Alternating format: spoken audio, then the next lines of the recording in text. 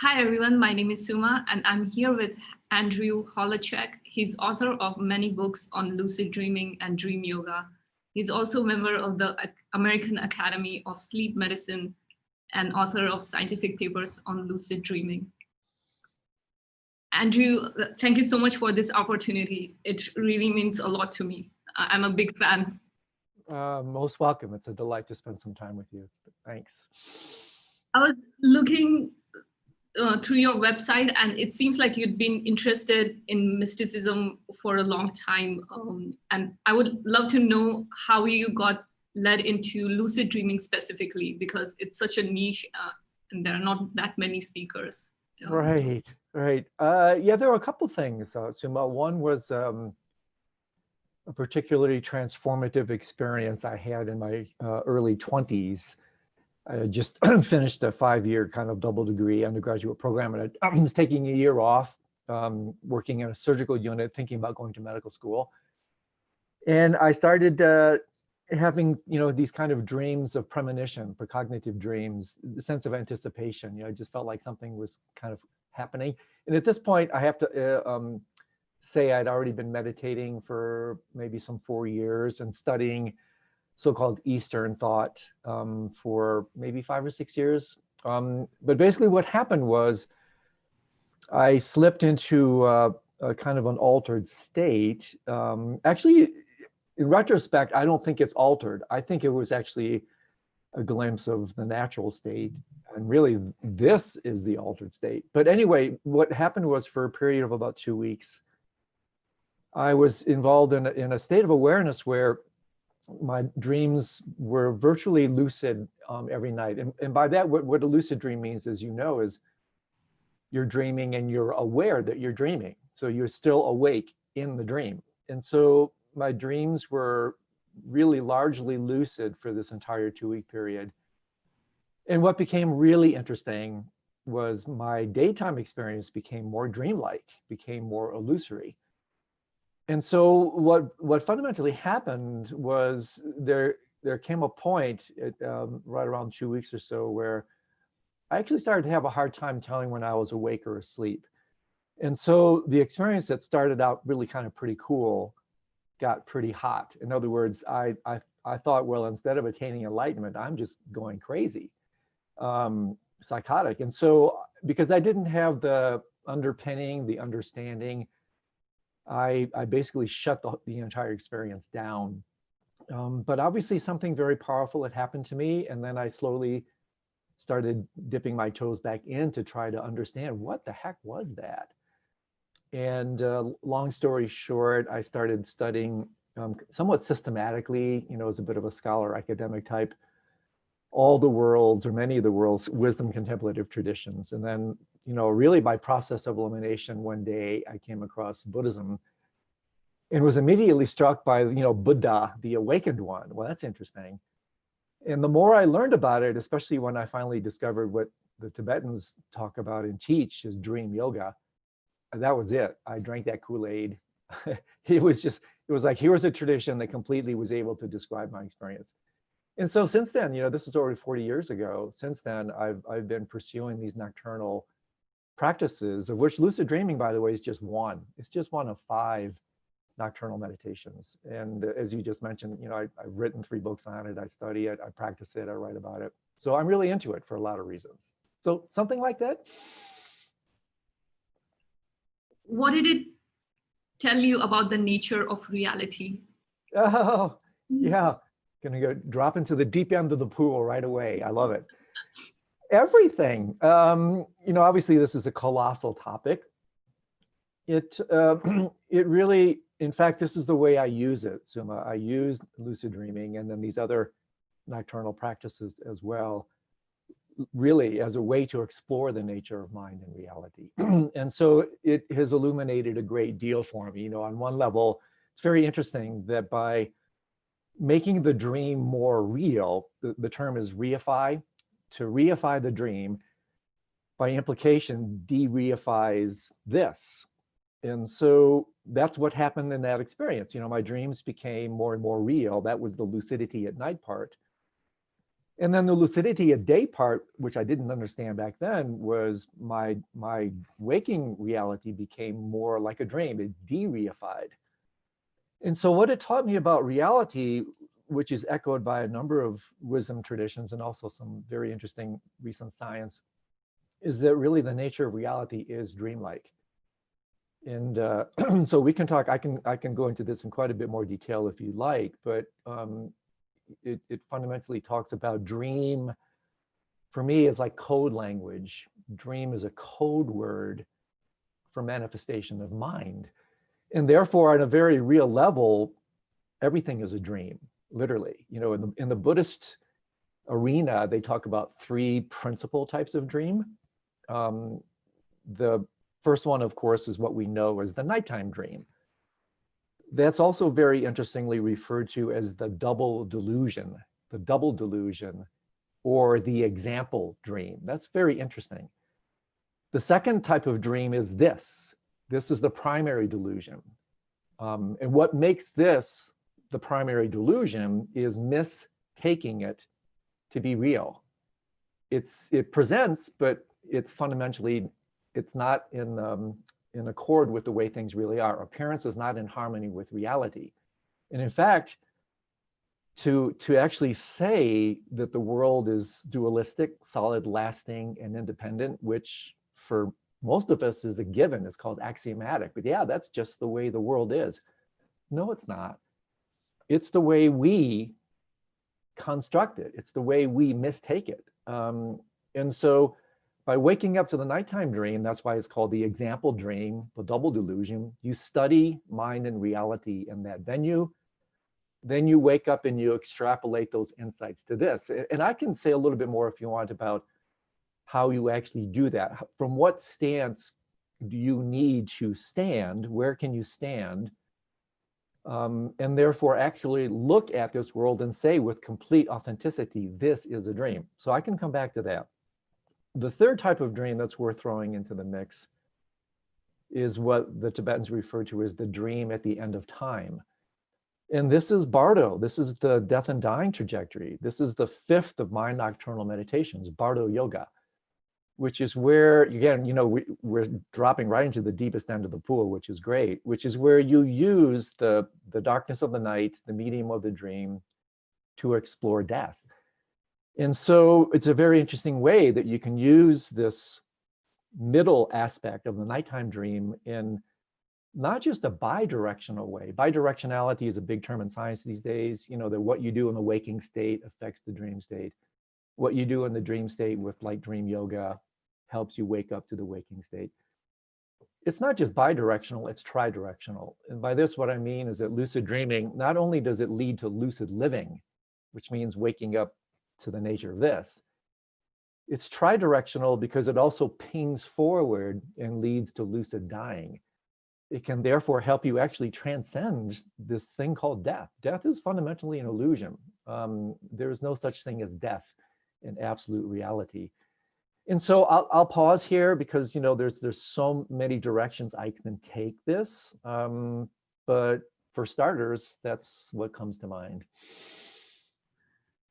I was also interested in knowing when you actually practically teach some of these things during your night school, are people usually interested in the entertainment aspect of lucid dreaming, or are they interested in the... Both.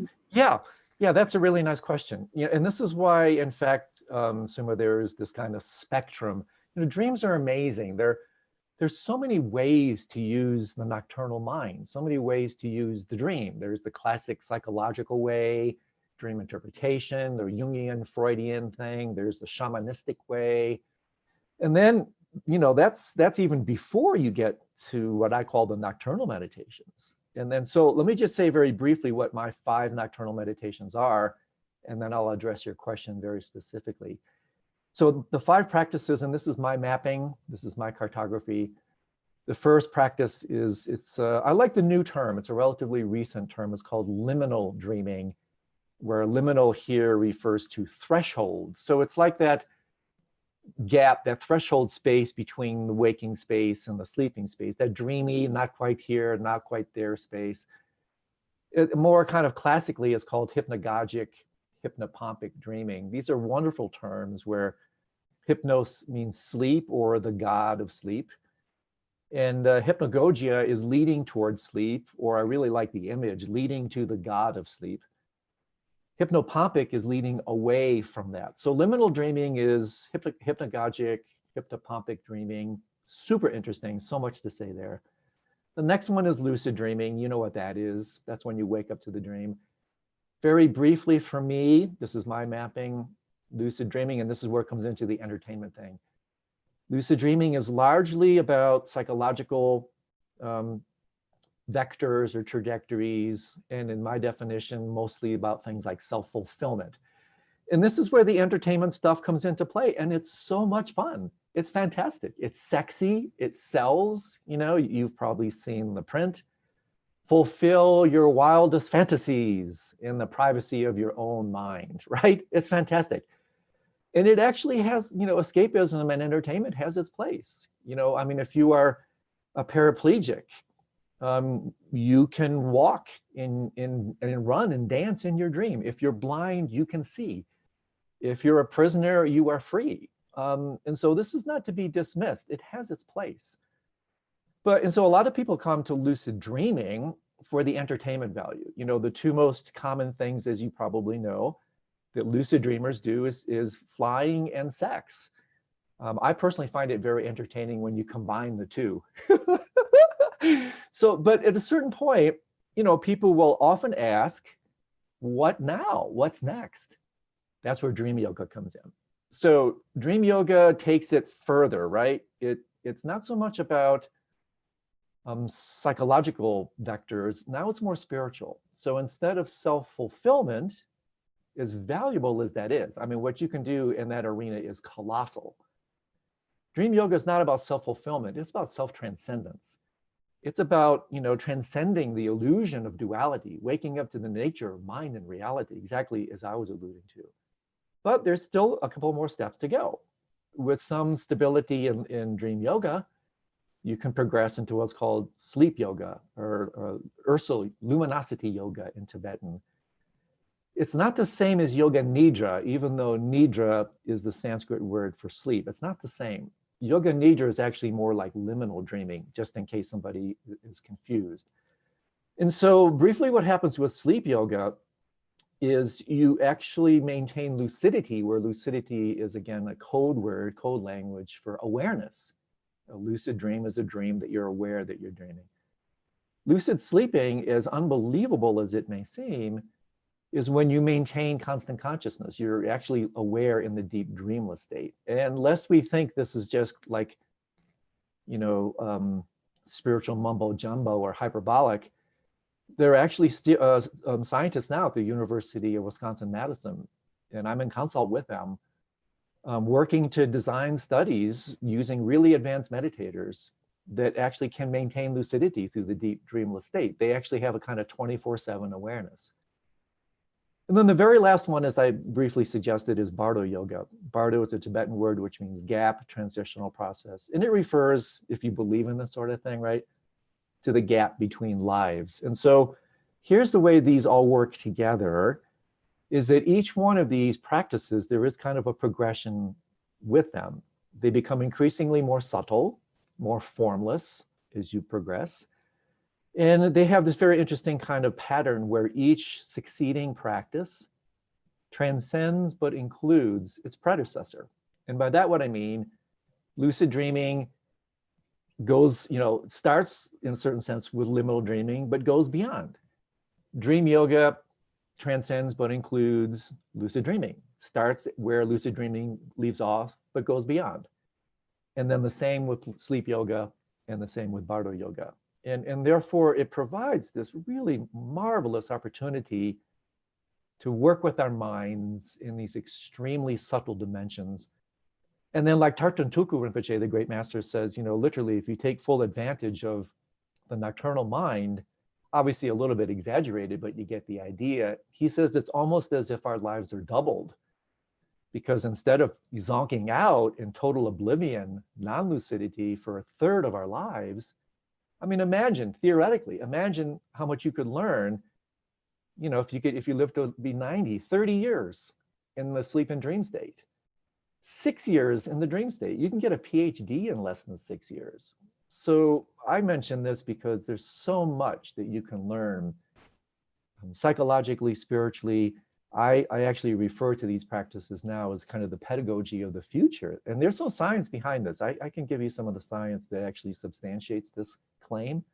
But roughly, yeah, just to answer that question, a lot of people come for the entertainment value, and that's great.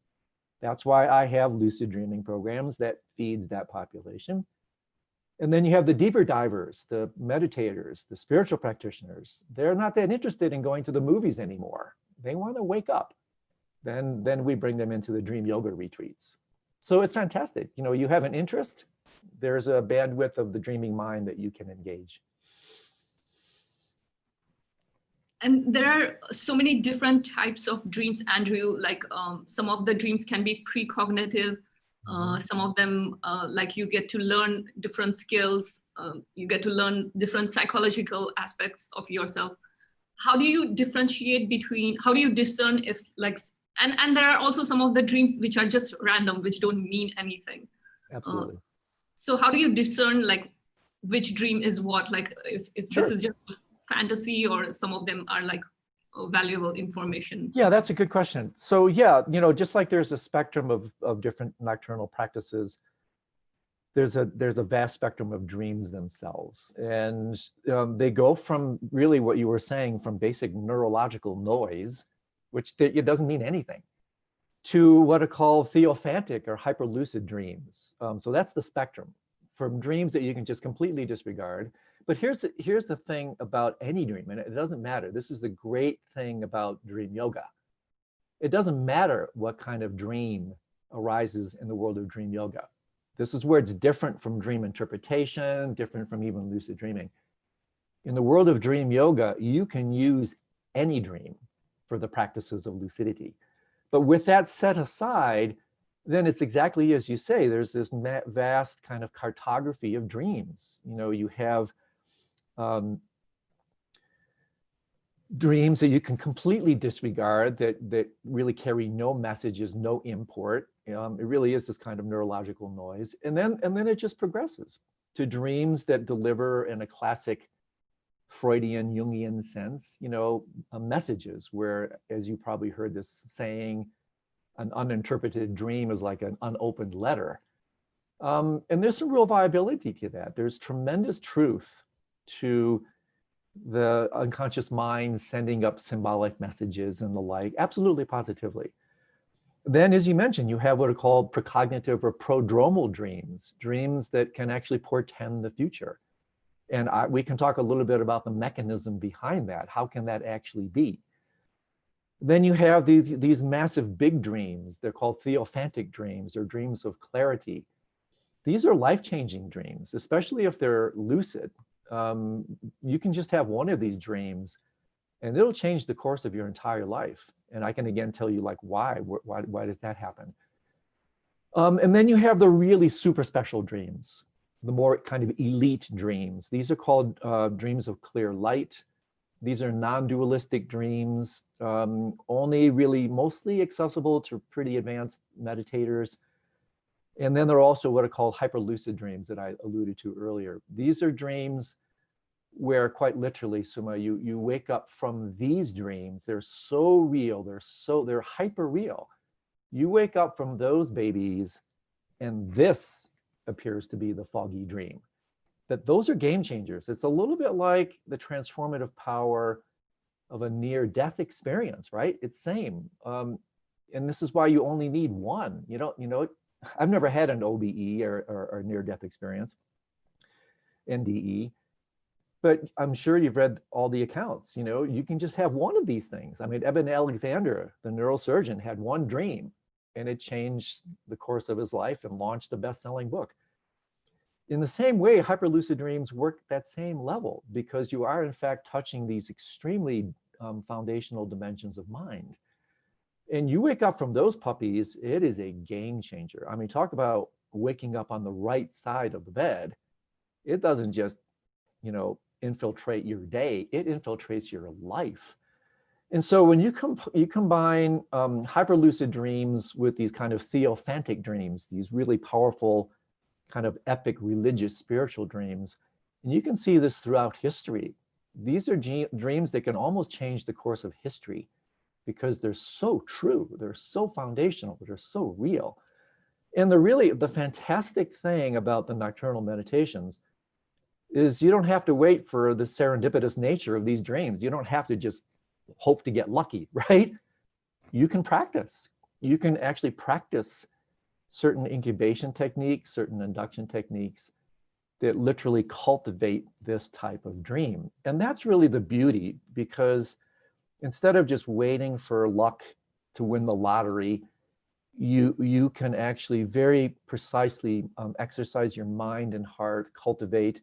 The image I use that's, I think, helpful is these practices are a little bit like, you're just imagine you're in a really brightly lit room, right? It's night outside and you're in a conference or something in a really brightly lit room.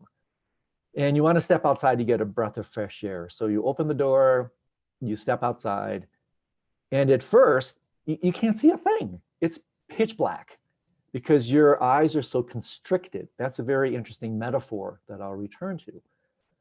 But eventually what? If you just stay in the dark, you're patient, you have a kind of playful, determined attitude, eventually what happens? Your pupils dilate and you start to see things that have always been there, but you've never seen them before because they've been hidden in the cloak of darkness, the unconscious mind. And also what? Your identity bandwidth, your sense of self is so constricted that you don't see these other refined bandwidths of identity. And so the nocturnal meditations are about dilating consciousness. They're about opening the aperture of your heart mind so that you can see things never seen before. And to the point really where, as I alluded to earlier, and this is no exaggeration, it sounds like, are you kidding me on this? But it's no exaggeration. All the wisdom traditions will proclaim that in the mind of the awakened ones, the Buddhas from any tradition, not just the Buddhist Buddha, but the awakened ones from any tradition, they literally don't sleep. Their body may lie down for purposes of repose and the like, but they simply go from gross to subtle to extremely subtle dimensions of mind, where they leave, using that metaphor, a few photons of awareness are still left on. And they maintain this, constant consciousness, this 24/7 awareness that allows them from that perspective to witness everything that arises in the dream state, in the deep dreamless space, or in this. This is in Hindu language, this is called Turiya, the fourth, which is a state beyond the three classic states of waking, dreaming, and even dreamless sleep. This is even below that. So again, a long-winded answer to a really great question. The reason I say what I did at the end is that the spectrum of dreams are largely dictated by where in the bandwidth of your identity is that dream coming from. If it's coming from a superficial bandwidth of neurology and brain processing and hormones, you'll get that from that gross level. If it's coming from a more subtle dimension of your being, you get a more refined type of dream. And if it's coming from the absolute most refined dimensions of your being, that's when you get these, dreams of clear light and these just incredibly life-transforming dreams. And again, it's worth knowing about, because very often, Suma, when people ask me, what I do when I teach, I say a little bit about this. And sooner or later, somebody will say, okay, well, that's interesting, but like, why bother, right? Why bother? My life is so busy. I'm so full. Why should I do this? Well, if you understand the unbelievable potentialities here, you may want to bother, because what the tantras say here, dream yoga actually comes from the tantric traditions. And in particular, a text called the Mahamaya Tantra, they have this outrageous proclamation that the practices that you engage in these deep dream states are 7 to 9 times more efficacious, more transformative than those exact same practices done during the waking state. Why? Because you're working with the tectonic plates of your being. You're working with the roots of your experience. You know, and as you know from the Eastern traditions, both Advaita Vedanta, Nandoshiva Tantra, and Vajrayana Buddhism, we actually have it completely backwards in the Western world. You know, reality, we are actually most in contact with reality in both the dream and the deep dreamless space. And so that's why if we can tap into those spaces, think of the potential, think of how much you can learn. I mean, literally within the course of one night, you can have dreams that will change the course of your life. So pretty cool stuff. And it's interesting, like how the more subtle some of these realms get, the more potent they are. Yeah. Well, you know, the gross is an expression of the subtle. You know, they're what's called epiphenomena. And so the more subtle you get. So here, you know, this is what Thoreau says in dreams. You know, if we are awake to the lucid dreams, that is the truest form of life. And then Ramana Maharshi, you probably heard this statement, you know, that which does not exist in deep dreamless sleep is not real. And so in the Eastern ways of looking at mind and reality, the gross is an expression of the subtle. This is why in Eastern medicine, Ayurveda and Chinese medicine, what do? You target the subtle body to affect healing and transformation in the gross body. Same thing happens with these subtle meditations. And then you can go even deeper to what's called causal consciousness. In Hinduism, Turiya in the deep dreamless state is called causal consciousness. Everything arises from that primordial matrix, from that fundamental bed of reality. And so therefore, understanding that, now that starts to be a little bit of a game changer. It's like, oh, geez, I had no idea I'm sitting on this vast natural resource every single night that remains untapped. There it is, this vast reservoir of wisdom, knowledge, non-duality. I'm literally sleeping on it. Why not wake up to it? Why not bring those unconscious processes into the light of consciousness? Because otherwise, you know, honestly, as you know, if we don't do that, then what happens? Backstage always runs on stage. Your unconscious mind will continue to run your so-called conscious life. And I notice you have Bruce Lipton on your program. He speaks a lot about this. 95 to 99% of what we do is dictated by unconscious processes. And so they don't have to be unconscious. There is no unconscious in the minds of the awakened ones. That's a counter statement there. That's an oxymoron.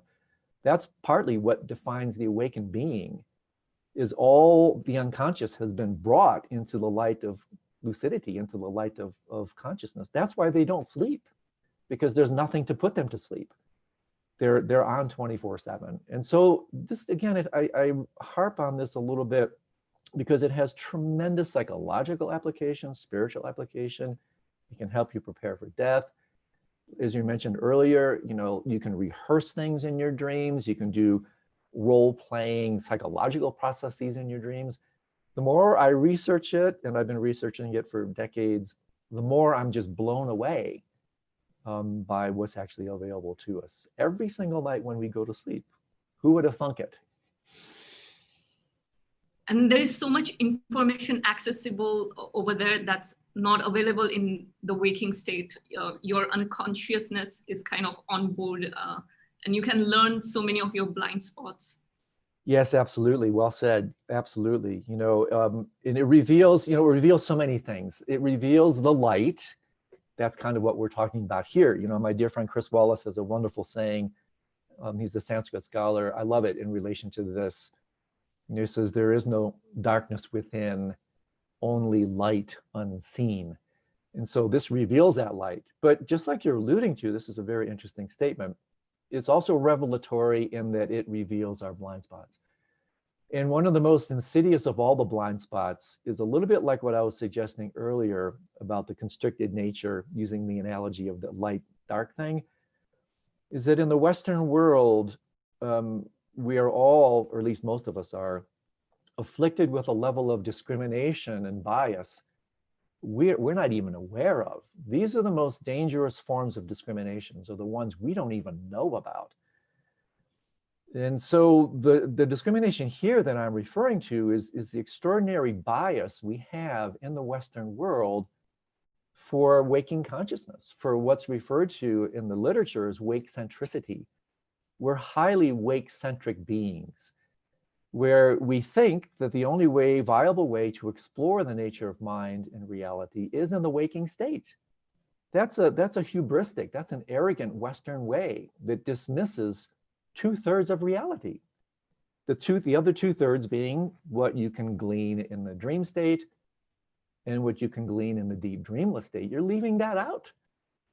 And so what I explore here in relation to these blind spots, this is just several kind of in a family of blind spots. In addition to wake centricity, kind of brothers and sisters of it, is photocentricity. We're junkies for light. We're addicted to light.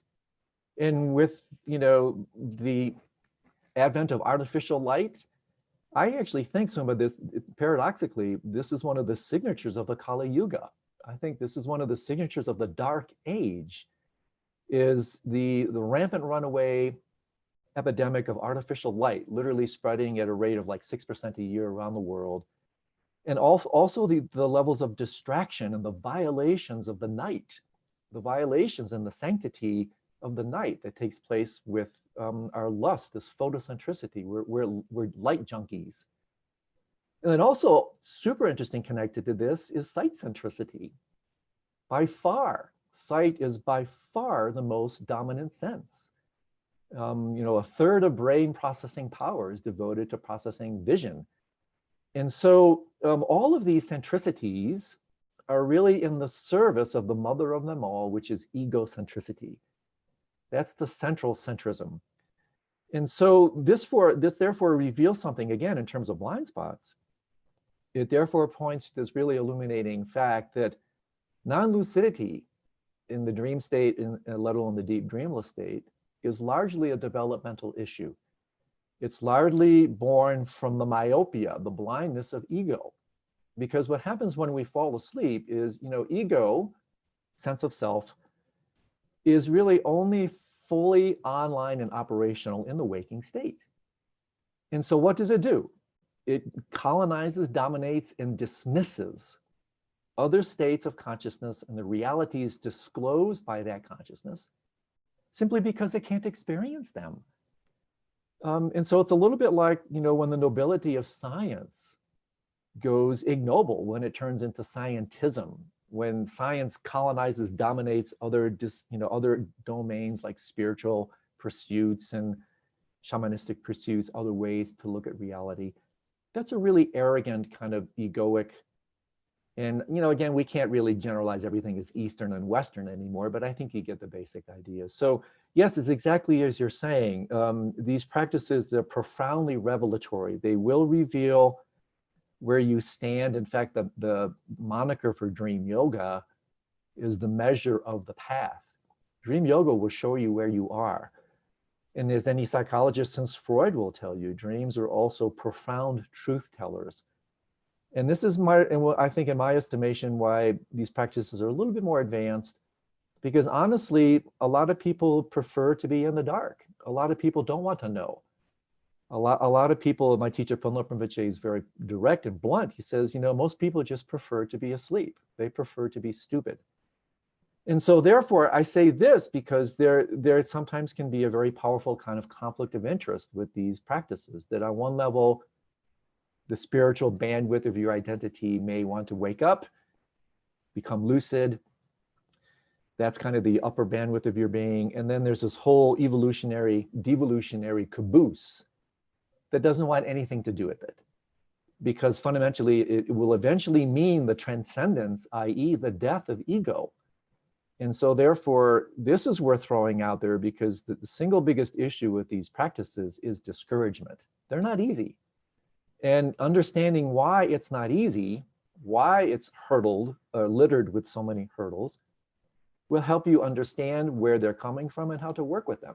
And therefore, you can use, this is the really beautiful thing about these practices, even your failures are successes in the nocturnal world. Even your failures are successes. And by this, what I mean is your failures, they point out your blind spots. So when you're doing the stages of dream yoga, there's 9 stages in my cartography. The more advanced the stage, the more difficult it is. And your inability to actually do some of the higher stages is revelatory. It will show you where you're stuck. Again, dreams are truth tellers. They will show you what's really going on. And so therefore, in a certain sense, you can't lose. With the right attitude, you can't lose. Because even your failures will reveal to you, if you're open to that kind of feedback, they'll show you where you're stuck. And, you know, for people who really want to accelerate on their path, that's really good news. You know, I want my teachers to show me where I'm blind. I want my lamas to teach me what I can't see. You know, otherwise I'm just spinning in my own blind spots and my own egoic machinations. And so therefore, that's the real genius of these practices, is that with the right attitude, you can't fail. Every aspect, even the failures, are illuminating. I think one of the biggest hurdle for most of us, Andrew, is like, it doesn't happen at will. It's kind of like you have to wait for this random luck to kind of happen. So how do you overcome that hurdle? Because consistency, if it happens consistently, at least you have like a case that. Yes, exactly. Yeah, there's a very real set of reasons why we don't have these. And so let's speak a little bit about this, because this is both diagnostic and prescriptive. And it will also introduce some induction methods. You know, like your listeners may be listening, well, this is kind of cool. Well, how can I start to have these dreams, right? So there's a number of ways to address. These are really great questions, by the way. You know, there's one of the main reasons, and there are many, but one of the main reasons we're non-lucid to the contents of our mind at night is because we're non-lucid / unaware of the contents of our mind during the day. It's like the great poet Kabir, he once said of death, the same thing applies to dream. What is found now is found then. Or conversely, in this instance, what is not found now is not found then. So we are non-lucid at night because we're non-lucid to the day. And you can determine this very quickly. The only thing you have to do is meditate, right? And so you want to have lucid dreams, start to meditate. And I'll explain now why. When you sit down in meditation, it's a somewhat humbling and sometimes unsettling discovery, especially for a beginning meditator, to realize how many thoughts, images, fantasies, whatever, stream through your mind completely without your awareness. You know, the vast majority of what takes place in our mind takes place without our awareness. That's non-lucidity right there. And so here's the other kicker. Why is that? Well, it's because non-lucidity is the egoic default. Another term for this is mindlessness. A lucid dream is a mindful dream. A non-lucid dream is a mindless dream. And so whether we know it or not, this is, I think, a really important point. Whether we know it or not, we are always meditating. Always. The word in meditation for meditation in the Tibetan language is G-O-M, Gom, which literally means familiarity, or to become familiar with. And so what this suggests is really important, is that whether we know it or not, and until we realize that there's even an option, like the spiritual path or some alternative, we don't even know that there is an option.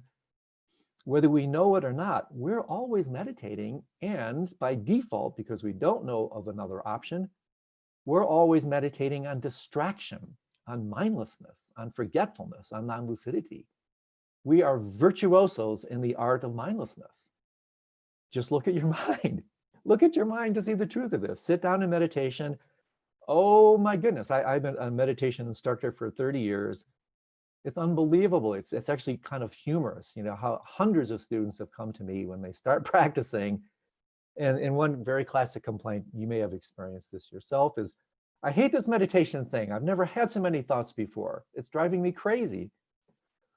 Well, sorry to say, yes, you have. You've just never been aware of them before. You've never realized how asleep and non-lucid you really are. And so therefore, excuse me, by engaging in meditation, again, it's diagnostic and prescriptive. It's diagnostic in the sense that it will reveal to you why you have so many non-lucid dreams. You know, you're non-lucid at night because you're non-lucid during the day. It's prescriptive because it also says, hey, now I know what I can do to start having more lucid dreams. Work with my mind, wake up to my mind, become more mindful. And this isn't just hyperbolic. Studies have shown, and my informal polls in my classes have shown, meditators have more lucid dreams. In the mind of a meditation master, again, as I was alluding to earlier, there's no such thing as a non-lucid dream. All their dreams are lucid. They're aware of everything that arises in their mind. That's what ultimate Buddhahood means. You're awake, lucid. You know, the Buddha was the ultimate lucid dreamer. You're awake to whatever happens. And so I can say much more about induction methods and the like, but I just want to make sure I stay on track with where you want to take this. I highly recommend for people who really want to become proficient with constancy in lucidity, not just the hit and miss, not just the luck out here and there. Practice lucidity. Meditation is the daytime practice of lucidity. And the more you do it, the better you get at it. And, you know, I've been practicing meditation for 45 years at this point, and there's absolute positive correlation over my life of the hours I put in on the cushion. And I see this, by the way, when I go into retreat. You know, I spent years in retreat, and I will start, you know, even a week long. Yeah, not that many lucid dreams. Slowly, because I'm moving more and more mindful, more and more aware.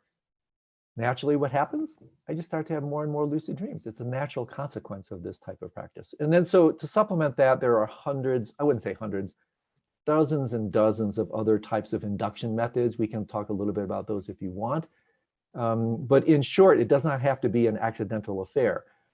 There are certain things you can do that make you accident prone. Meditation is one of a whole bunch of other things you can do where you can really develop this as a practice and really sustain constancy. And then that's when the magic really unfolds. You know, that's where these dreams, the dream world then becomes truly magical. This next question, Andrew, it's more motivated because from your references to non-duality, okay. I wanted to ask, like, when some people say enlightenment is like a lucid dream, does that resonate with you? Yes and no. Yes. Enlightenment is like waking up from this dream. And so it depends on the level of awakening. So as you know, this term is used so commonly, obviously. But what exactly does a person mean when they use a word like awakening or an enlightenment? One of the things I so appreciate about the wisdom traditions is their granularity.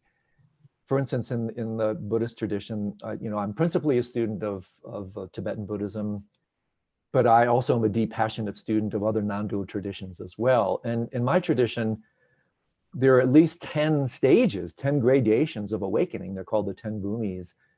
And so therefore, when somebody talks about awakening, are you talking about, you know, level 1 awakening?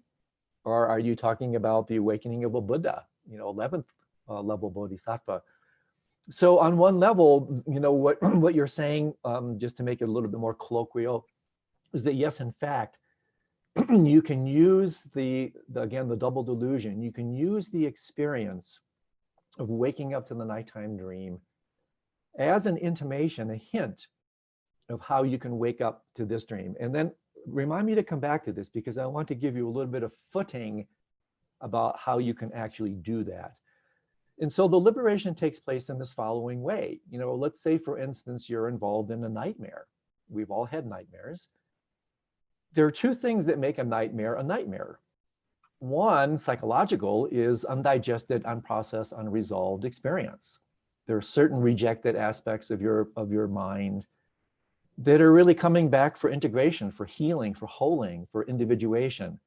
So that's one level of nightmare, is basically nightmarish elements of your mind and experience that you refused. Very interesting, you know, I love this kind of play on words. What we refuse in experience transforms into the refuse heap of the unconscious mind. In other words, we throw it into the darkness of the unconscious mind. And therefore, out of sight is not out of mind. Out of sight is into the unconscious mind. And that's where it festers and lurks in Freudian and classic Western psychological ways to dictate, you know, the vast entirety of our experience. But that's just one dimension of the nightmare principle. The second one is even more compelling. And that is that another reason we have, okay, go back to your nightmare, some monsters chasing you. That's just a rejected aspect, psychological, coming back. By the way, dream yoga has very specific techniques for resolving that. But the second deeper dimension of nightmare is even more foundational to that, is that really what creates nightmare principle, period, altogether, is the fact that you take those contents to be real. You reify them. So it's not just the nightmarish psychological aspect that's so scary. What's even more scary than that is the fact that you take that display to be real. That's a mistake. That's being lost in archetypal non-lucidity. That bloody thing is real. I suffer in direct, and again, this is a very powerful contemplation. I invite your listeners to explore this. Is it not in fact true that you suffer, look at your experience, you suffer in direct proportion to how solidly you take the contents of your experience, how solidly you take the contents of your mind and your world, how you reify it. And your dreams can reveal that to you. Oh my God, you wake up from this, you know, you wake yourself up out of that state and you go, oh my gosh, oh, that was close. Thank God it was just a dream. It was just a bad dream. What does that realization do to that experience? It de-reifies it. You develop this kind of X-ray vision. Oh my gosh, now I can see from this perspective. This is more awake than that. From this perspective, I can look at that and say, OMG, that was just a dream. It's not as solid and real as I think. That's the nightmare principle. That's samsara. And so therefore, in relation to your question, this is where it gets so profound, is that you can take exactly that type of relationship from a stance, again, that's more lucid, more awake to that non-lucid dream, right? Now what you can do, and here's the trick, you can look for a dimension of mind from which you can say with exactly the same conviction, exactly what you said towards the nighttime dream. In other words, is there a dimension of mind, heart reality, from which you can stand, kind of an Archimedean point, look upon this and say with exactly the same conviction of what you said towards the nighttime dream, this is just a dream. This is just a dream. And that is in fact where the dream yoga and the deep nocturnal practices take you, towards what's called the clear light mind. You know, when you stand upon that, that's when you can see everything as a dream. And so I have to say immediately, one immediate important qualifying statement here is that there are a host of booby traps here, near enemies, whereby a very common consequence, you know, when we say something like, this is a dream, that's a dismissive comment, right? Oh, it's just a dream, it's just a dream. The near enemy of that is nihilism, spiritual bypassing. Oh, it's all just a dream. It doesn't matter what I do. Don't worry about cause and effect. Don't worry about karma. It's just a dream. It's just a big free-for-all. No, that's a raging misunderstanding here.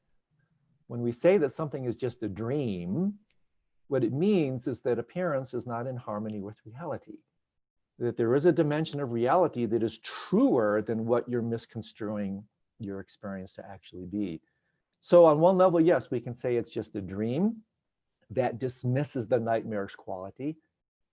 But at the same time, there has to be a celebratory quality. When you're waking to the world as a dream, what does that really mean? And so let me end this little riff with a very interesting, I think to me, description of the Buddha. So when the Buddha attained his awakening, what did he wake up from? What did he wake up to? Well, he woke up from this nightmare. He woke up from the nightmare of reification. He woke up from the nightmare of seeing the world dualistically, seeing it as solid, lasting, and independent. What did he wake up to? A dreamlike nature of reality, what the Buddhists refer to as emptiness, a fully de-reified reality. So, and again, in a very real way, we've got the whole thing backwards. When we attain fundamental enlightenment, we're going to wake up from this solid, heavy, and darkened, reified world of suffering. What are we going to wake up to? We're going to wake up to a dream. We're going to wake up to the empty nature of reality. And so this goes back to your very first question. How do these practices lead or relate to reality? Well, in the Buddhist description, my favorite, by the way, definition of Buddhism, it's not a religion. I mean, it's a religion for tax purposes, right? Buddhism is a description of reality. And the fundamental description from this tradition is emptiness, luminosity, emptiness. That is their fundamental description of reality. And so the great gift of dream yoga is that in fact, all 9 stages of dream yoga are absolutely progressive stages of meditation on emptiness. And so the great gift of dream yoga is that it's a lot easier to see the empty nature of reality in the dream state.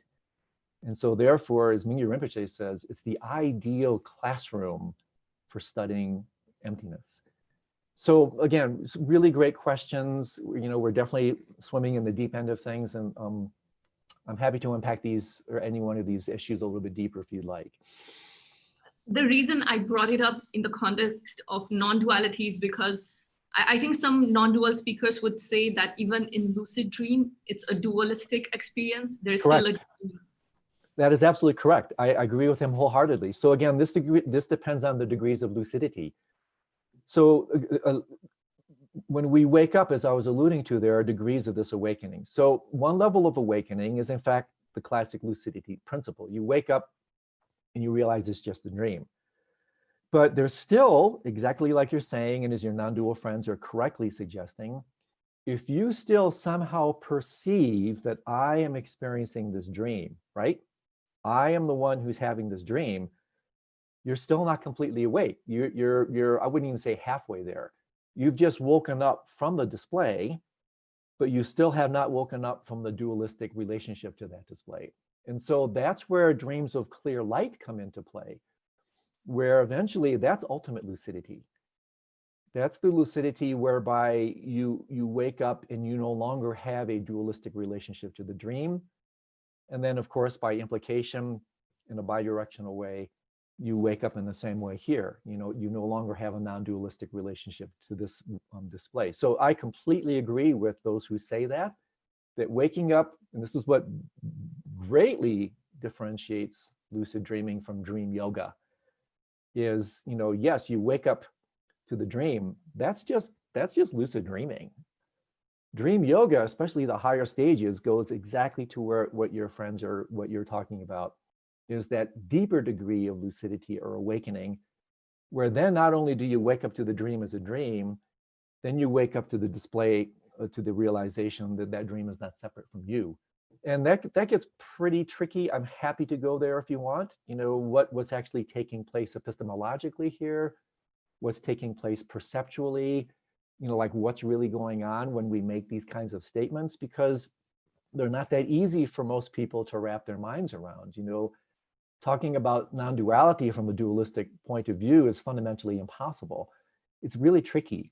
But if you like, I can give you we can do a little contemplation. I can give some little tiny exercises where you can gain at least a haunting intimation of what this experience might be like. Because this is in fact where dream yoga can lead to complete enlightenment. And You know, in my tradition, I'm a student of Kagyu Buddhism. And in my lineage, the very first Karmapa, you know, where the whole stream of incarnate lamas actually began, his name was Chusam Kempa, knower of the 3 times. He attained his enlightenment via dream yoga. That was his main practice. And so the reason I say that is that's exactly what we're starting to talk about here, that at the higher levels of the path of dream yoga, it leads to complete awakening, to complete lucidity, to complete enlightenment. And understanding what that is, I'll pause to see if you want to go to this really deep end of the pool. That's where the juice really comes from, because that's where you can explore non-duality in the most intimate possible ways. Of course, please. I would love to know more about it. Okay. Well, you know, here's maybe one way to do this so that we're not just talking heads here, is maybe let me try to guide you and your listeners through a very brief kind of contemplation. For the deeper divers of your listeners, dream yoga is referred to as a type of nocturnal vipassana. It's a type of insight meditation, analytic meditation, investigation, where exactly as we were saying at the outset, you can use the nocturnal mind to investigate the nature of the mind, to investigate the nature of reality. And so with that said, let me just guide you through a little practice, a little contemplation, investigation that may in fact give you a scent, a taste of this, because otherwise we're just talking heads here. You know, we can talk about non-duality till the cows come home, and philosophically maybe a little bit interesting, but is it really going to change you? Sooner or later, you've got to do a little investigation, a little work, contemplation, meditation, so that it starts to click. And then when it does, again, these are no small things. So let's try something together, okay? So go ahead and close your eyes, and then we can talk about this after we do it. Just take 10, 15 seconds to take a few breaths just to settle the mind a little bit, because there's a lot of chatter, a lot of wind, a lot of kind of heady intellectual stuff. So let's just let it settle for just a second.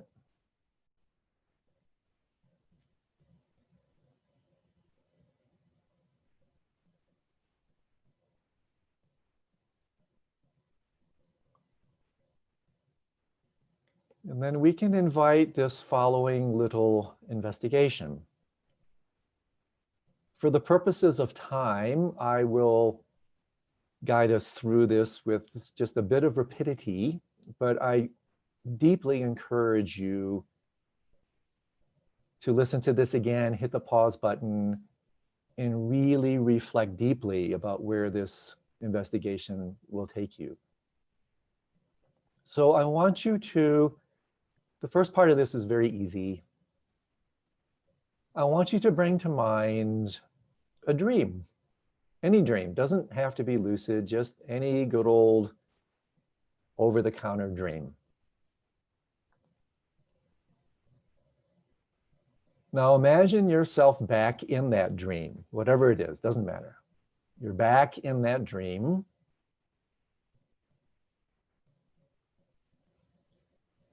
And when you're in that dream, reliving it, I will speak for you here. You probably assume unquestioningly that there's a dream object in the dream. Yes, let's just say I had a dream of this truck. I just bought this new truck. Oh, I love my truck so much. I'm having an incredible, beautiful dream about this truck I just bought. I'm driving it on the mountain roads, so beautiful. And so in an unexamined way, and remember Plato, Socrates, the unexamined life is not worth living. In an unexamined, non-lucid way, we just assume, yeah, there's the truck in my dream. Yeah, for sure, absolutely. But perhaps we haven't done the following deeper look. Where exactly is that dream of the truck appearing? Is there some kind of dream screen, for instance, where the image of the truck is being displayed, or whatever your dream is? And then a little bit more interestingly, the dreamer. In an unexamined way, there seems to be a dreamer.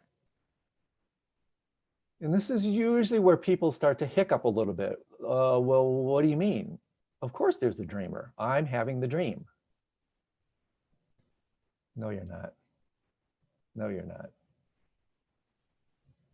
And this is what we're going to now explore. When you're in a dream and you experience a dream object, by immediate implication, almost by definition, dreaming subject. I'm having this dream. I'm experiencing the dream. That's just the classic unexamined way of dreaming. So now, keep your eyes closed. Now you step out of that dream, and now we're back in this room, or wherever you are. From this perspective, look back upon that dream, whatever it was. For me, it's my truck. And take a closer look. Is there a dream object? Well, yeah, from this waking stance, just like in the dream, yes, there does appear to be a dream object, my dream truck. This is where it gets interesting. Where's the dream subject?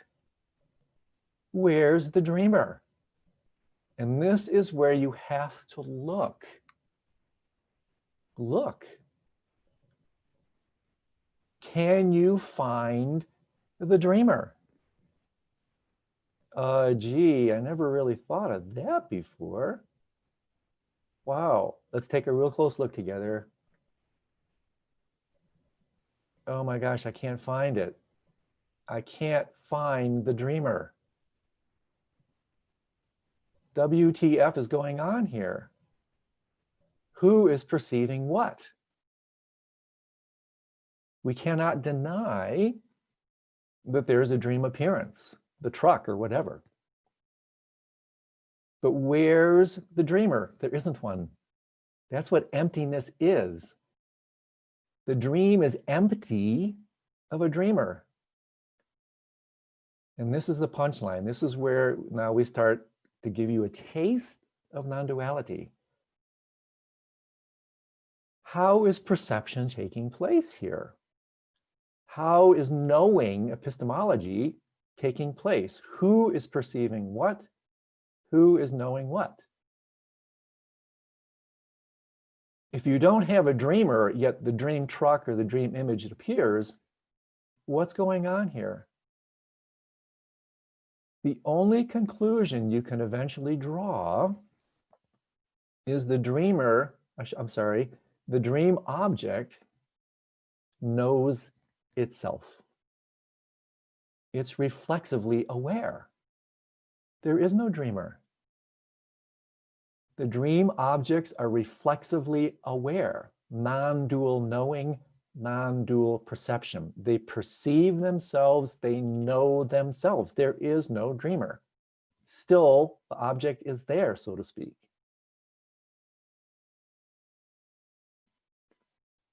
When you're lost in traditional dreaming, that's called threefold impurity. Subject, object, consciousness connecting the two. But it's actually consciousness does not connect. Consciousness separates.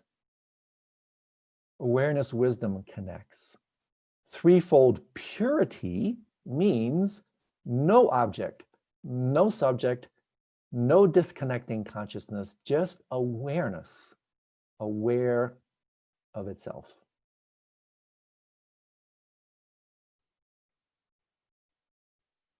And so when we do this investigation, then the final step, of course, is we open our eyes, we look around this room, and we ask ourselves the same questions.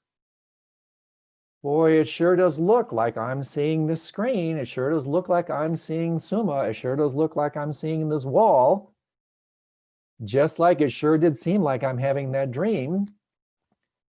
But upon close examination, in exactly the same way that you woke up to the illusion of duality from the dream space, you can wake up from the illusion of duality here and realize the exact same phenomenology is taking place right here, right now.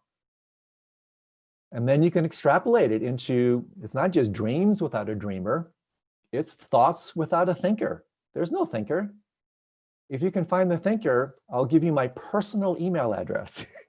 You'll be the first person in history to find the thinker. And that's why they say in these kinds of investigations, teachings on emptiness, not finding is the best finding. Not finding the subject is the best finding. And subject and object lean on each other. They arise codependently. You cannot have one without the other. So by deconstructing either, you deconstruct duality. They lean on each other. You pull out one of the two, and duality collapses.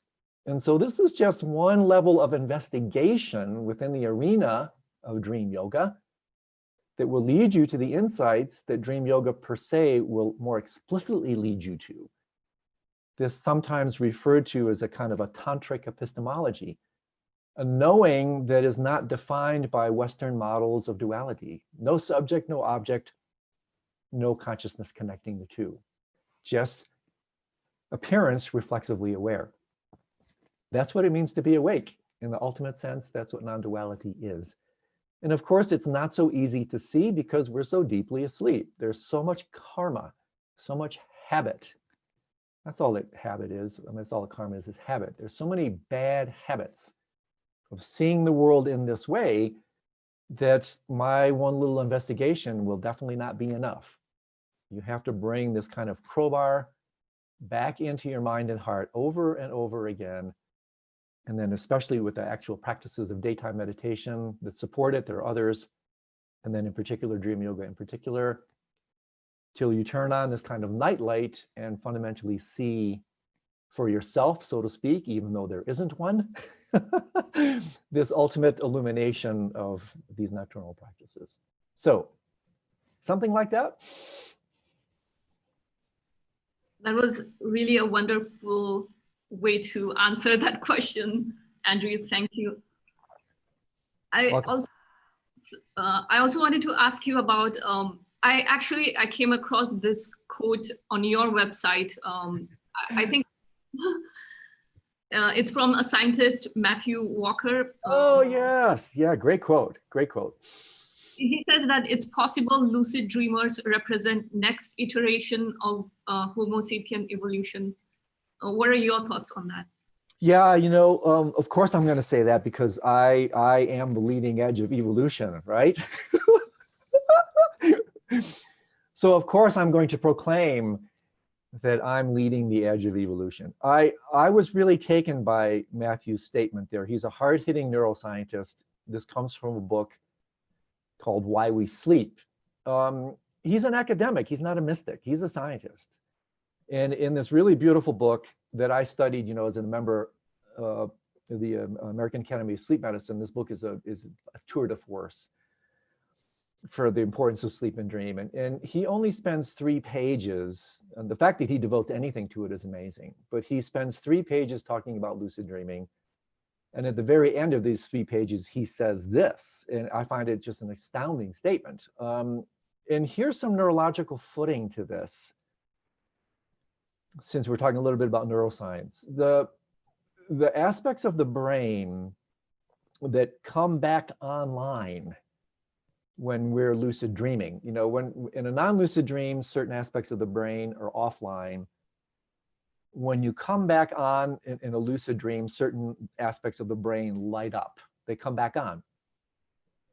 And these aspects of the brain are involved with what's called metacognition, awareness of awareness. So another way to talk about a lucid dream is in fact a metacognitive dream.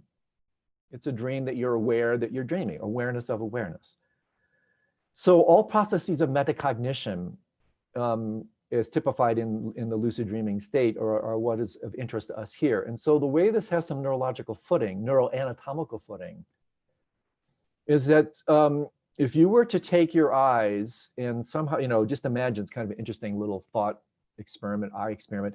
Imagine you could take your eyes right now, roll them straight up and look straight up your head. You would be looking at a part of your brain that apes do not have.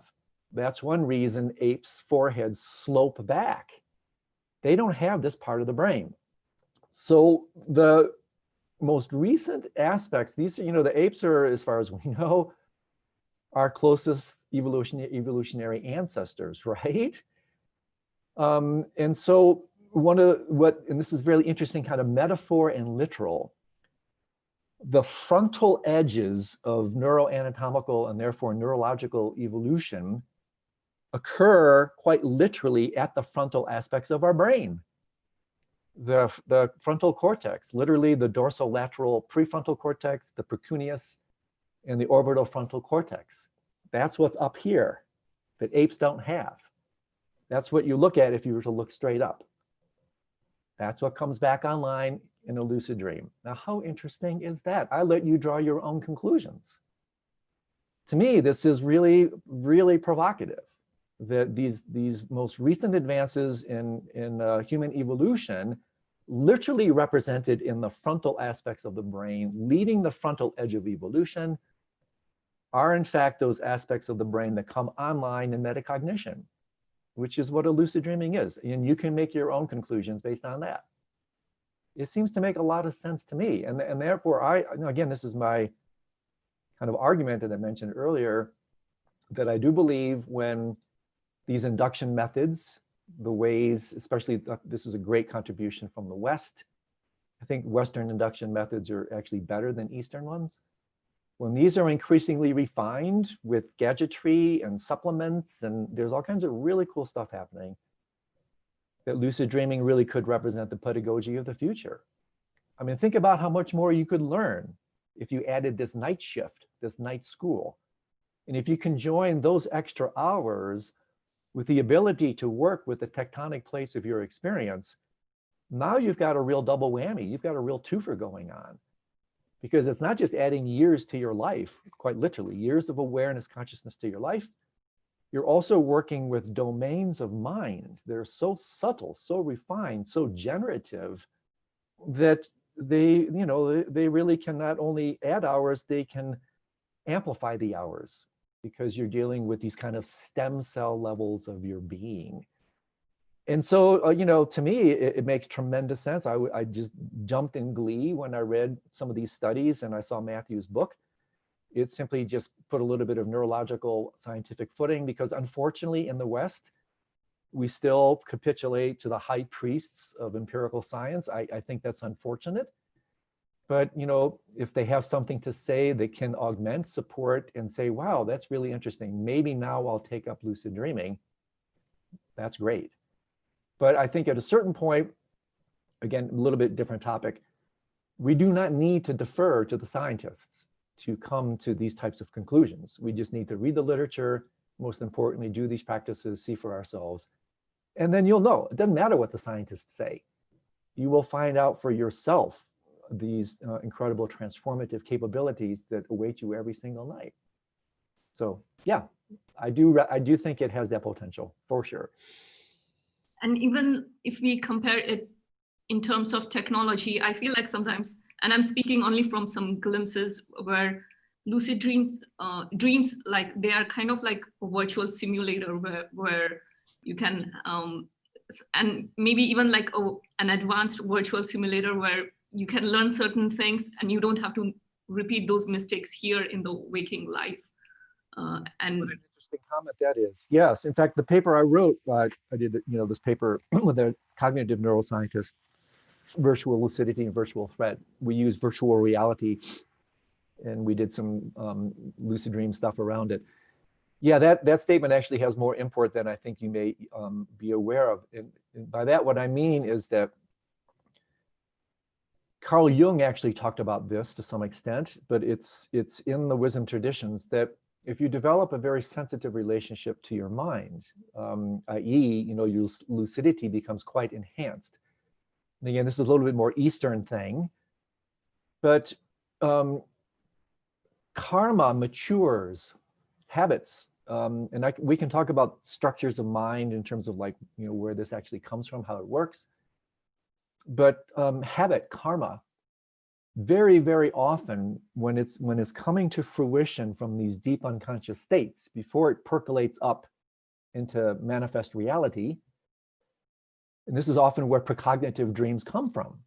You're actually starting to gain intimations, hints that this karma is ripening. And so you start to see it in your dreams. And so if you have a very sensitive relationship to your dreams, you can actually purify karma at the level of the blueprint, at the level of DNA, the level of your, the dream. You can actually purify that in your dream and prevent that from coming into construct and manifest reality. This is unbelievable if it's true. And I totally believe it's true. But you can gain a sense of this is coming up. Whoa, if I don't do something about this, this is going to manifest in my world. And it can literally save your life. It can literally save the lives of others. And so what you're saying, not only does it apply in this kind of virtual reality simulator sense, that what you're saying there is totally true. And that's where a lot of artists, creative types and whatnot are actually using lucid dreams as a type of simulator. This goes even further than that. This goes all the way down to like, hey, I can purify these habits. I can purify these blueprints before they're constructed in my so-called manifest world. Oh my goodness, talk about a benefit. And there's some really haunting videos along these lines. I mean, there's so much in the literature once you start to look what's there. So many stories, anecdotes, accounts of people going through these types of experiences. I've had my own where, I wake up from a dream, and again, because I've been doing this for decades, I have a reasonably sensitive relationship to my dreams. I can tell when I wake up. And sometimes these dreams they're not lucid. They don't have to be lucid. Sometimes they're just really powerful dreams.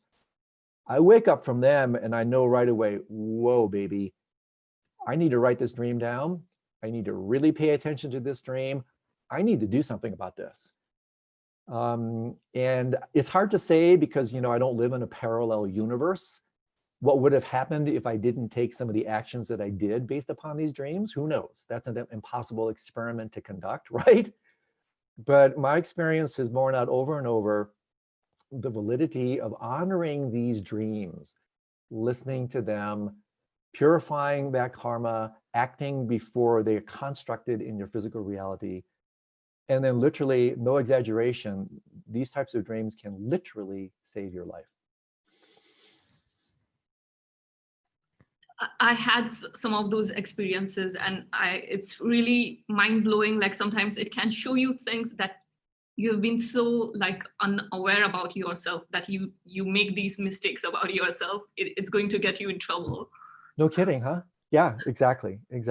Yeah, there's so much you can learn. It's just a treasure trove in there. And, once we simply learn how to bring these domains into conscious awareness, it's really the wonders of the mind become more and more available to you. And you can use it for really rapid, sometimes quite dramatic psychological and spiritual development. So yeah, it's pretty cool stuff, huh?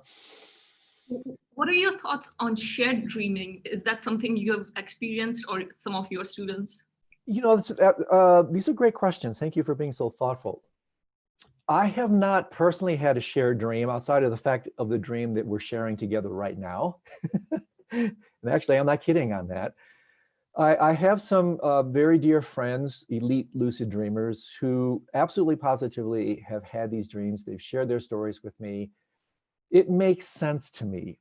From a Western scientific point of view, this is metaphysical mumbo jumbo.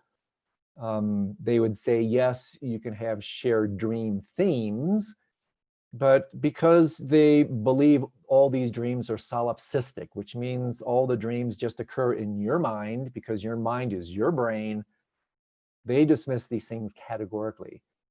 But if you realize that the nature of reality is not made of matter, matter is just a funny way of looking at things, really.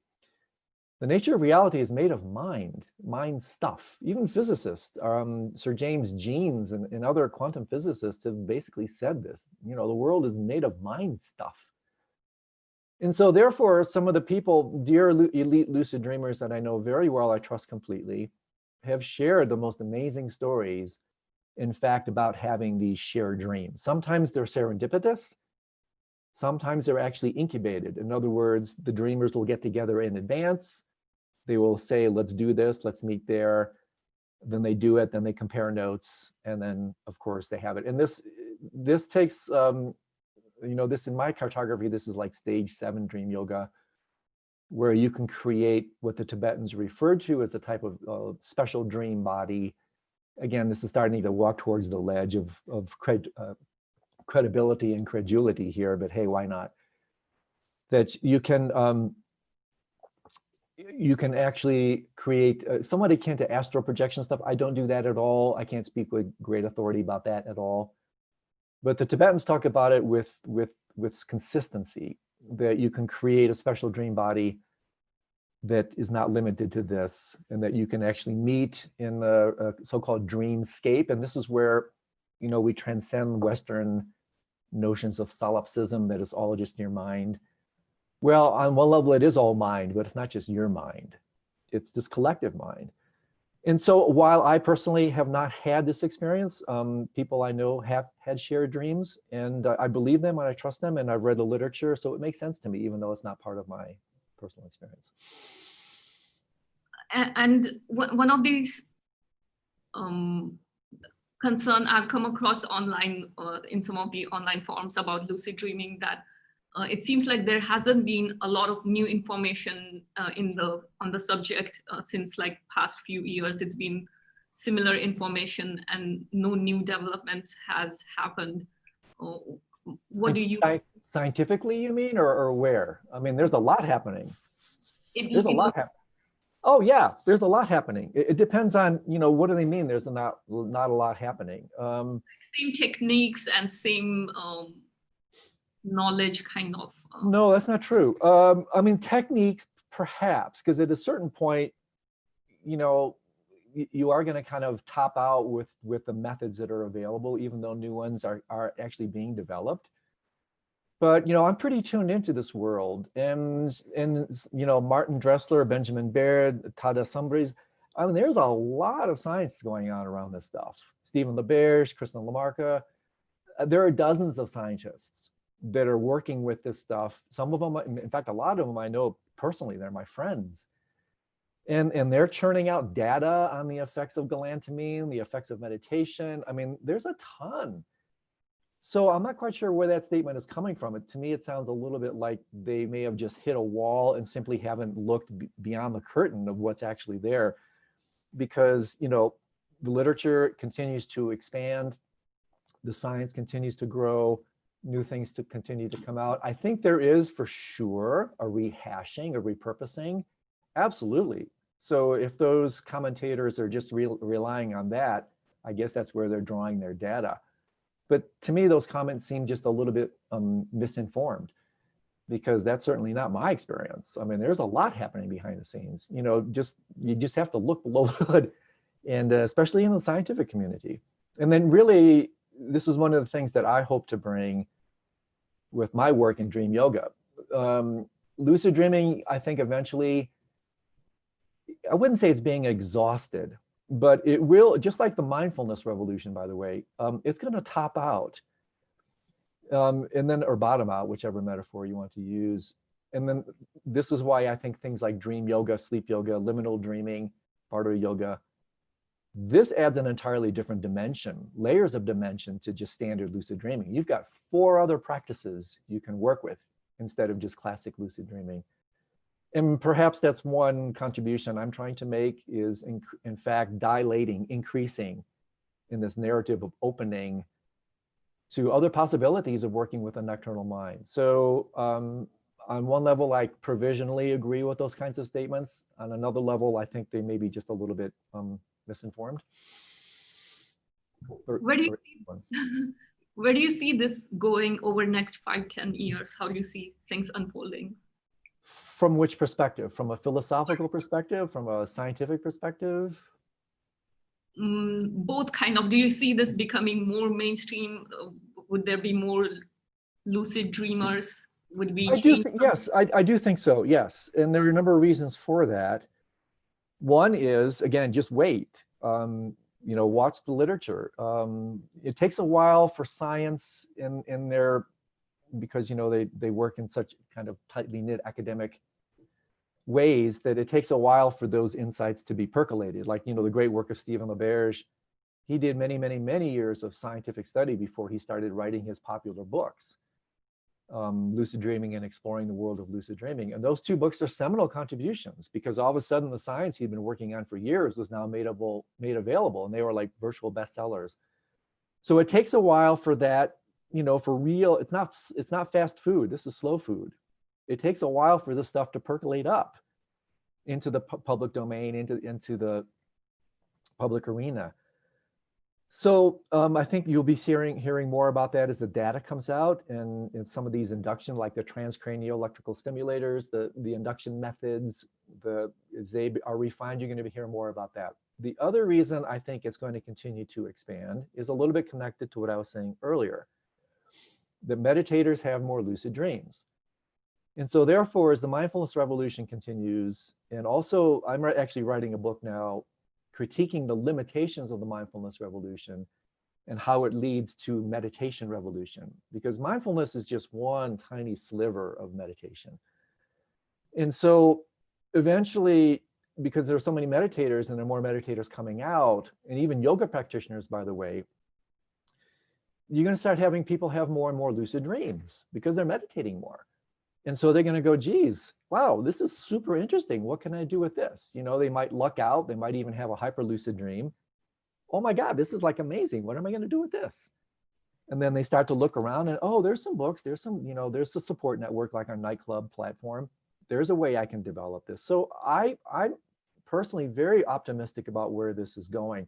However, what could happen here is that at a certain point, the entertainment value will bottom out. It's a little bit like what you were talking about earlier. It's like, how many times can you fly and have sex in a dream? How many times can you go to the movies in your dreams? At a certain point, people will just say, been there, done that. What's the next shiny object? What's the next cool thing on the block? So I think there are some people that maybe just don't even want to go deeper. Like a little bit like this conflict of interest thing. It's like, I got lucid dreaming, I've done that. Yeah, it's good enough. It didn't really do a lot for me. Well, that's because you were just skimming the surface of it. And therefore, the deeper you go, like with any practice or any discipline, the less of a population pool you're going to have, right? And so on that level, yeah, people will be interested, they'll get into it. There'll be an attrition rate because some people just can't do it. It's not as easy as they thought. They get discouraged. They want the quick fix. This is not a quick fix. And then they're also not that interested in going deeper, because on one level, even though they may want to be entertained, they may not want to really wake up. Or if they think they want to wake up, they'll get to the point that they'll realize that in order to wake up, they have to die. They have to let go, differentiate from, die to these false levels of their identity, their bandwidth. And so therefore, I'll throw this in to tie this into one reason why it's so hard to have lucid dreams and why it's challenging for many people, is that lucid dreaming is largely a developmental issue. It's largely, our non-lucidity is largely born not just from our mindlessness, it's also born from our kind of concretization or, lockstep into the egoic dimension. Ego is just a form of arrested development. Ego is just a bandwidth on the evolutionary psychospiritual spectrum. And so the reason we don't have lucid dreams is because, in addition to mindlessness, is because we're still so stuck at egoic levels. And ego doesn't want to go here. It puts up a do not disturb sign here. Entertainment, yeah, I'll take that. But the deeper dive, no thanks. And this, by the way, just parenthetically, this is one reason we don't experience deep dreamless sleep. It's like my teacher, Trungpa Rinpoche, once famously said, ego cannot attend its own funeral. Ego is the archetype of form. Ego is exclusive identification with form. When you fall into deep dreamless sleep, what are you doing? You're going from fully manifest form into formless dimensions. You're going from ego to egolessness. Ego doesn't want anything to do with that. Why? Because it's a death threat for the ego. It points out what ego really is. Again, it's revelatory. It points out that, in fact, ego is a facade. It is an arrested form of development. And so this is, again, this cannot be overstated, the importance of what I playfully refer to as all the forces of the dark side, all these dimensions, culturally, phenomenologically, socially, biologically, neuroscientifically, that co-conspire to keep us in the dark, to keep us non-lucid. There's a reason it's so hard to have these dreams, because we have all these forces of the dark side working against us. But if we bring these forces to light, we divide and conquer, we start to see in a tantric alchemical way, you can take each one of these forces and transform them into light. You can use society and culture with communities of like-minded practitioners to wake you up. You can work phenomenologically with meditation practices to wake up. You can even work biologically with supplements and herbal things and drugs, natural things, to work with the kind of bio aspect behind these things. And so therefore, when you understand that and bring that all into the pool, you want to start having lucid dreams constantly, this is the way you do it. You don't just take one gadget, you don't just take your galantamine, you don't just take your goggles, you don't just take your different mild, dialed, or wild techniques. No, you bring them all in. You bring them all in. And then again, some people go, whoa, that's too complex for me. That's too integral. That's too big for me. Well, then maybe it's not for you. Maybe you'll just be happy with a hit and miss. But for people that really want to do this as a practice, as a lifelong practice, and develop constancy in it, then you have to look at all these kind of multifactorial strands that bring this about. And you mentioned integral theory in some of your videos. And do you think that this kind of fits with their theory of supermind or the super? Yeah, I'm a little bit, that's true. That's Sri Aurobindo's things, right? Yes and no. I'm not going to go there. In fact, I'm writing, I have 3 books out on this topic. The 4th one that I'm working on, that's actually the 3rd in what's called my dream trilogy. The 2nd one was just released, Dreams of Light. The 3rd one is literally, the title is The Lost Temple of Sleep, Integral Dream Yoga and the Path of Awakening. And so in this book, the entire book is about what I just riffed on, an integral approach to lucidity, identifying all the strands, like I just briefly raced through, all the factors that co-conspire to bring about non-lucidity, in Ken Wilber's schema, the 4 quadrants, and then transforming those into, streams of lucidity. So to me, that aspect of integral theory, absolutely, positively. But, the details of, this is what Ken Wilber does with Sri Aurobindo's work and the like, the overmind, supermind, metamind. Maybe it has connections, definitely, to those dimensions of being. But I'm not informed well enough in that mapping of the mind to tell you exactly what the analogs are to what I've been talking about here. My experience, again, is more from the classic Buddhist approaches and the non-dual traditions, a little bit from non-dual Shaiva Tantra. So these particular terms that overmind, supermind, metamind, absolutely positively has correlates here. I'm not that up on that kind of thing. So I can't speak with authority on that one. And this is my last question, Andrew, and it's going to be a fun question. I feel guilty. I asked you so many difficult questions. No, they're not difficult. These questions are not difficult. They're deep. I love them. So I actually appreciate the depth of where you've gone. So no apology needed. So can you share one of your most adventurous lucid dreams? Oh, yeah, for sure. Oh, let me share a couple.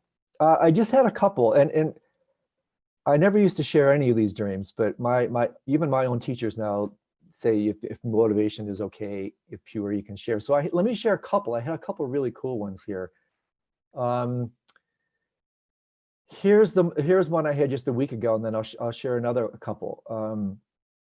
Because when people tell me their dreams, I have to say I'm into it. I go, wow, that's awesome, man. So here's one I had just last week. So I've been in conversation with these scientists, like I alluded to, that are, we're trying to come up with design studies. Lucid dreaming has been proven. Lucid sleep has not yet been scientifically proven. It's not easy. Study design is not easy. Everything is difficult here. One difficulty is finding people that can do it in a lab, right?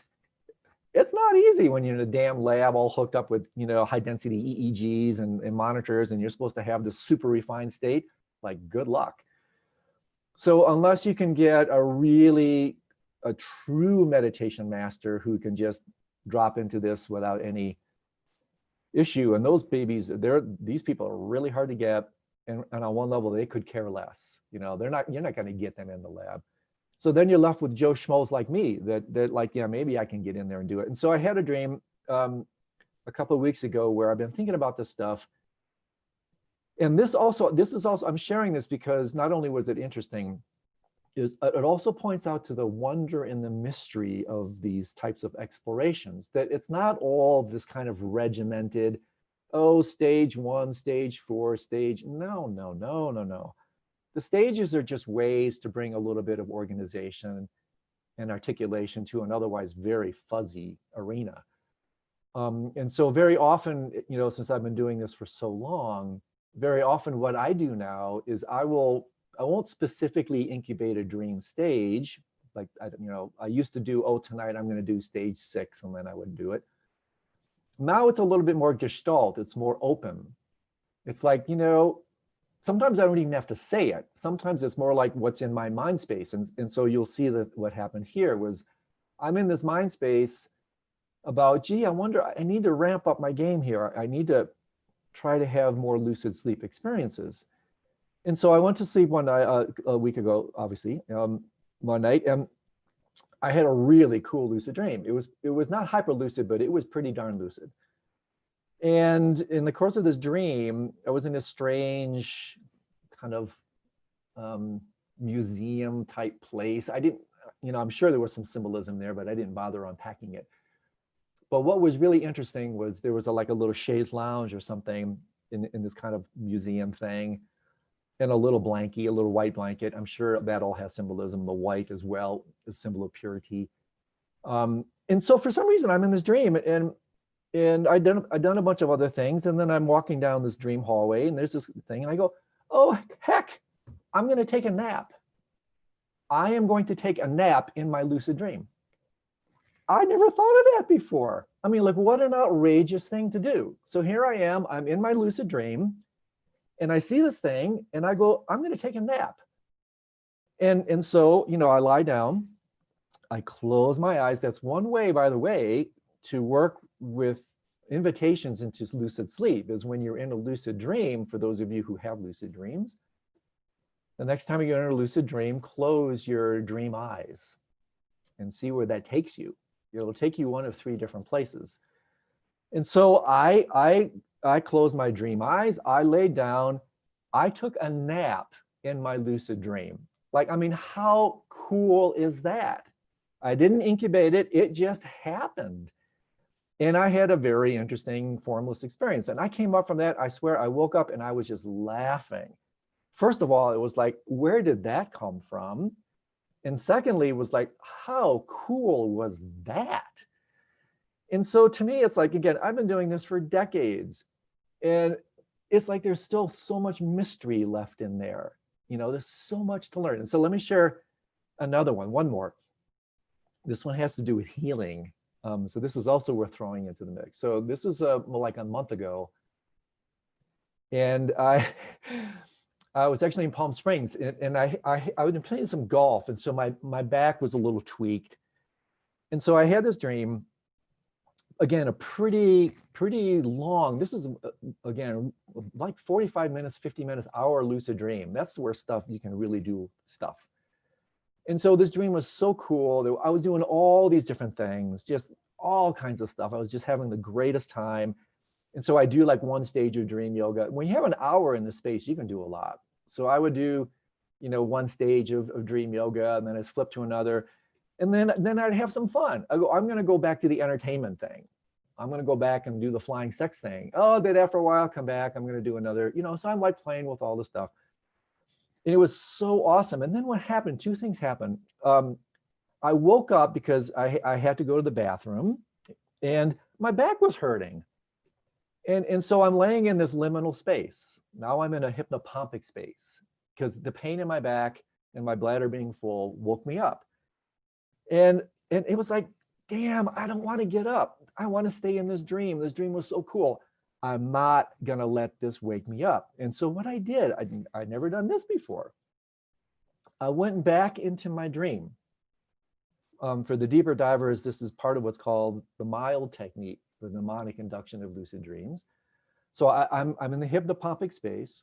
I went back into the dream, lucid, and I did two things. The first thing I did was I went in my dream body, I went to my dream back.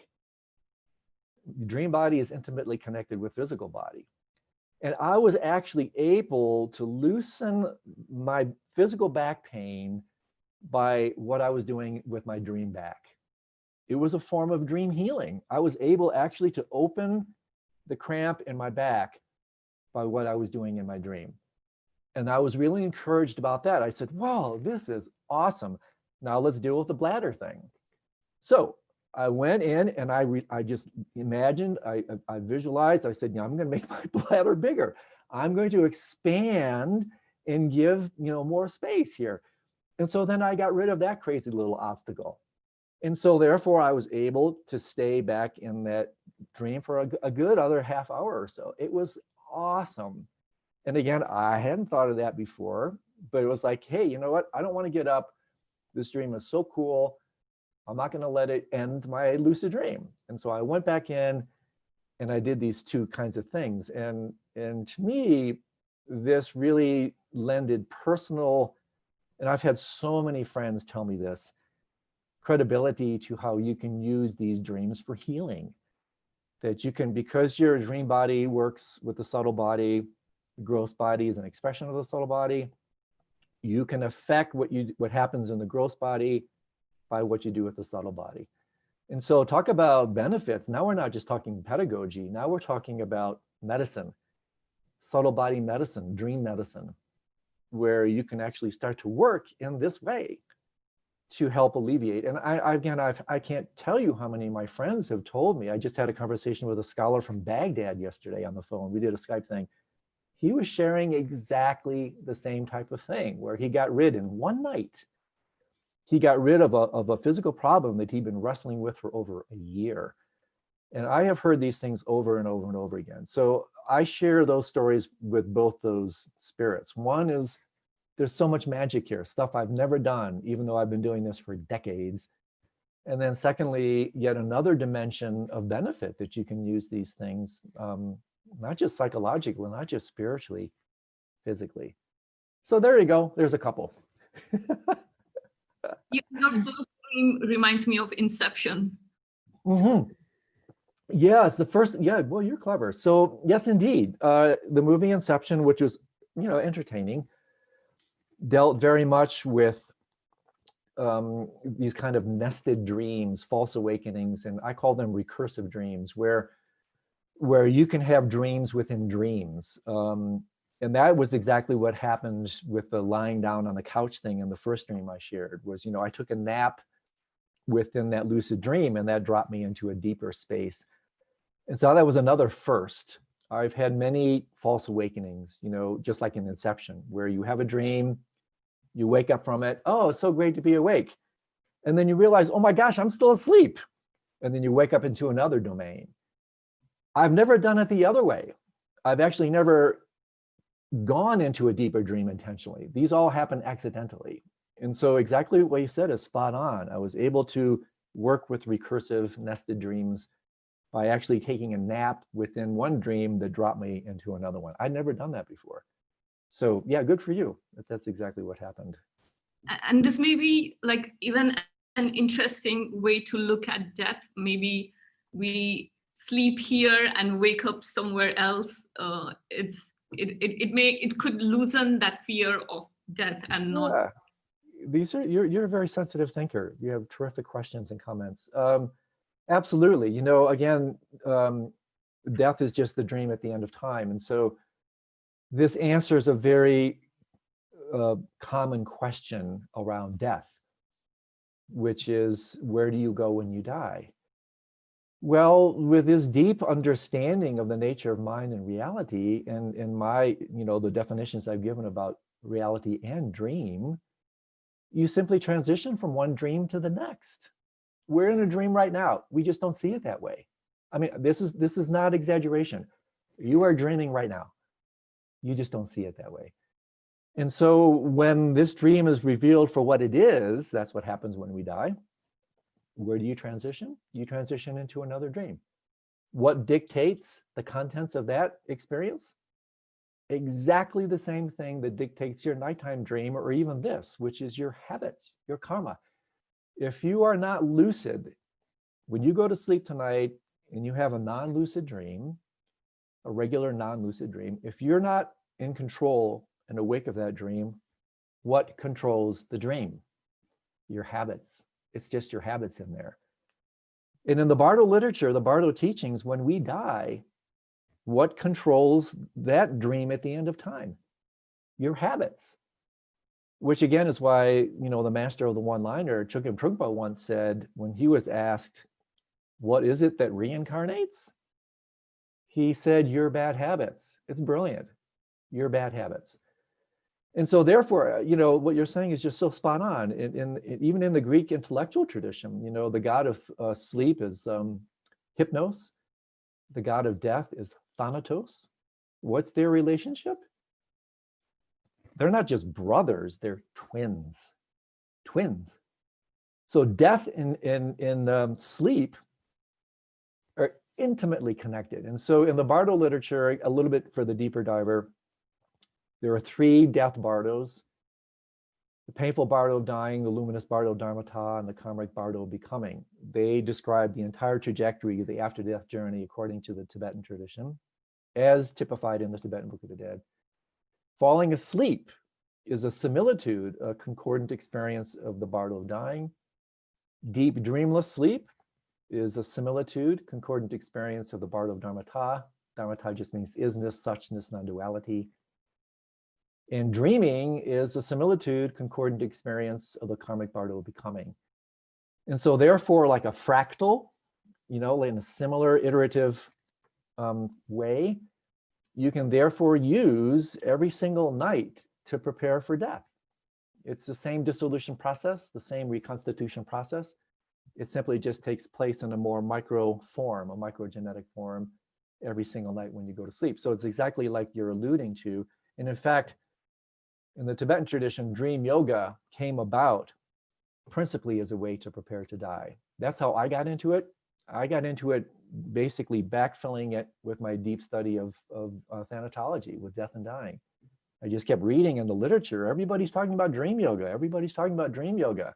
Maybe I should learn about dream yoga more than what I was already doing. And then I started to see these tremendous applications of working with the nighttime darkness as a way to prepare for the darkness at the end of life. So yeah, I mean, yep, how many more bennies can you need, right?